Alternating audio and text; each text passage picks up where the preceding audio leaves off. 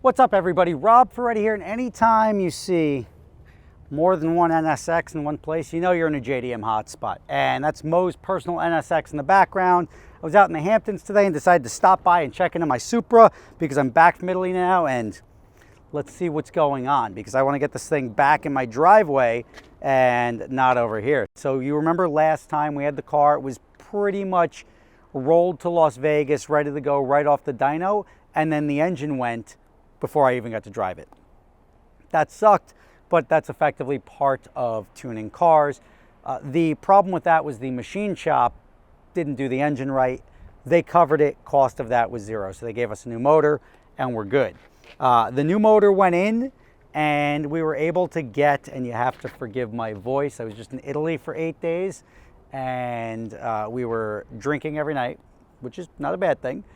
But when you're drinking with 50 people every night, you end up scream talking at people because it's so loud, and I lost my voice. So we're back. But we dynoed this car and we kept running into an issue of not being able to make boost. First, let's see what it looks like and sounds like at the dyno with the new motor.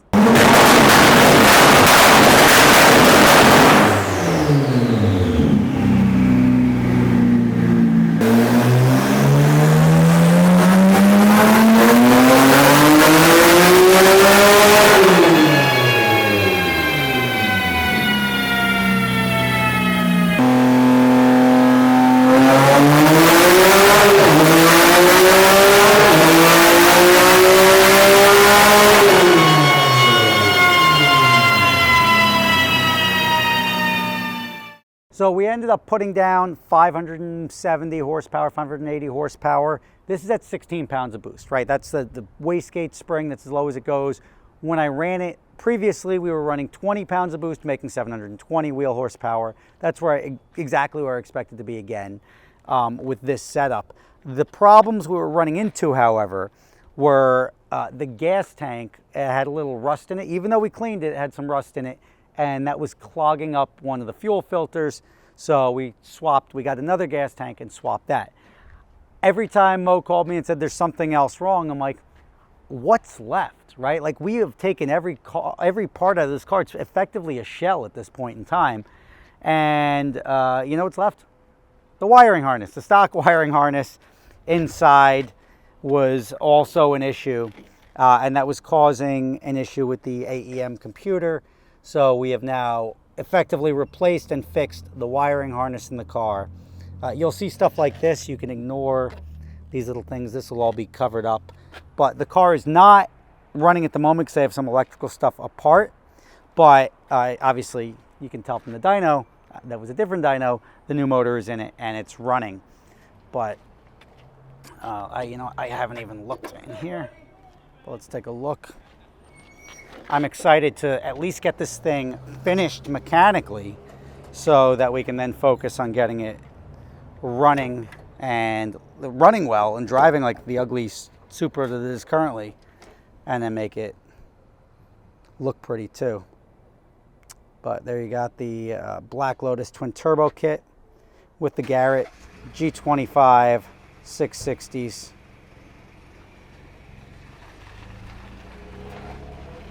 But lots of money under this hood right here. This is like the Fast and the Furious, where he's got 100 grand under that hood. That's what that looks like. So let's get this thing moving. I've got the interior, so you see the dash here is pulling. That I've got a new dash for already. The seats are in. The gauges are not on yet. They put my 98 bezel on here, but these are like $2,000, so I'm going to switch that and put the black one on because that's like 150 bucks. New steering wheel is on, and then I just got to figure out what I'm doing with the radio. I'm going to strip that thing out, but it's looking better. This is the most complete you've seen it with. I also got a new door here, so we'll put that new door panel on. I got the TRD wing for the back. We got to put the brakes on the back. We've got the Brembos on the front, just not on the back yet. And all the surface rust there wipes off real quick as soon as you step on the brakes.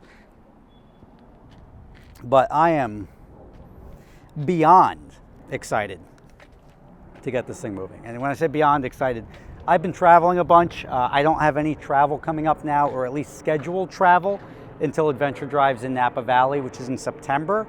So until then, this will be sort of my focus.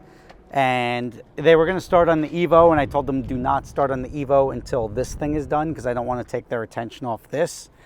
I'd love to get some driving in this thing in before the end of the season comes, the end of the driving season.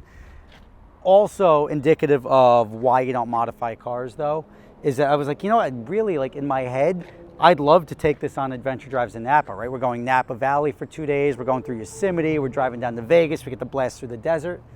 And I'm like, well, people are sort of following me for the most part, right? Like, I'm leading the group. But if I take this, not worried about, like, leaving them in the dust, because I drive to their speed. But the last thing I want to do is have this thing break down. And I don't know what would cause it to break down. I wasn't expecting any breakdowns thus far. But modifying cars, even to run this on pump gas, makes them less reliable, to the point where and think about this, I rather take a Ferrari than a Supra. So a Ferrari over a Toyota for reliability. Now, that wasn't the case. I would have taken a bolt-on or a modified Supra over a 355 or a 360 way back in the day, 25 years ago. But now that coin has flipped. And I'm like, I'll take a 458. My 360 has done so many adventure drives. My 458's now done a couple of them. I would gladly take a Ferrari, because I know it's going to start and finish, or it's significantly more likely to start and finish. Having said the Z06 was reliable and then the thing went to shit, I'm going to be careful about what I say, just in case I got a black cloud following me. But once this is done, I'm going to be very excited. Hopefully it's going to be done. I'm going to get probably a couple of weeks worth of driving on it. I'm going to get it into the body shop, put the wing on it, fix the general body work on it, and then call this a day. But I wanted to give you an update here. I don't know what scraped this, but it doesn't really matter. I wanted to give you an update on the Supra, because I've obviously, like, when I say something's going to be done, then it gets done, then it breaks, and then it sits for a while. It's only really sitting because I've been traveling, and there hasn't been an urgency to get it back. But now I stopped in and I'm like, well, let's see if we can get this thing finished in the next couple of weeks. So once we get these couple of things taken care of, we'll drive it around. We'll take it to some, I don't know, like, you know, test and tune, right? I want to sort out any issues, make sure everything's dialed in, the brake bias is right, because this is a aftermarket kit that's on the front. Like, just maybe even a track day if a track day presents itself. But until then, let's focus on getting it done. I'll keep you in the loop, play some videos of it. For now, at least you can see that the dynoing and the engine is sound, or it appears to be sound. Let's get some high boost running through this thing, and we'll get a better idea of what it's going to make. I am going to be the first, because Black Lotus is making these kits, I'm going to be the first 1,000+ wheel horsepower Black Lotus kit. So, or at least with proven numbers. So I'm excited to see that. And I'm happy to bring you along on this journey as to why you shouldn't modify cars, but you let YouTubers modify cars, because we're better at wasting money. But we get a little bit, like just a hint of it back by you guys watching us do it. So it's a funny ecosystem. Anyway, thanks for watching here at Petrol Works in Hicksville, Long Island. Rob Ferretti. I will give you an update soon. See you tomorrow.